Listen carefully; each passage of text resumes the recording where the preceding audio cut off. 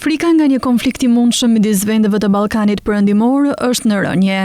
Sipas një ankete të Këshillit të Bashkëpunimit Rajonal, që mat perceptimin e shtetasve të Ballkanit Perëndimor mbi sigurinë, 2025 shënon një trend të përmbysje krahasuar me 2024-ën, ku gati 50% të shtetasve të pyetur në të gjithë rajonin treguan një shqetësim të ulët për konflikt midis vendeve të tyre.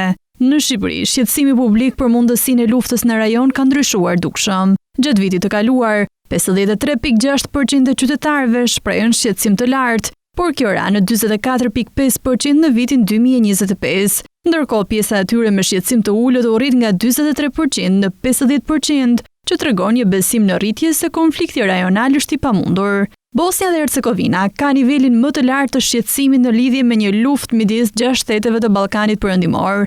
Si në vitin 2024, ashtu edhe në 2025, shumica e qytetarëve shprehen të frikësuar. Nga ana tjetër, Kosova është më pak e shqetësuara. Si në vitin 2024, ashtu edhe në 2025, një shumicë e madhe e qytetarëve shprehen shqetësim të ulët, prej 69.5% dhe 72.5% përkatësisht. Vetëm 24% e popullsisë deklaron se është shumë e frikësuar për një luftë të mundshme.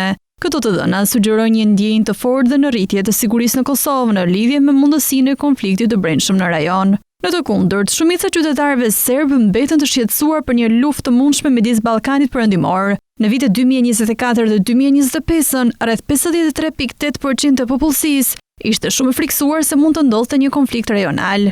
Malezi dhe Maqedonia e Veriut janë më të balancuar.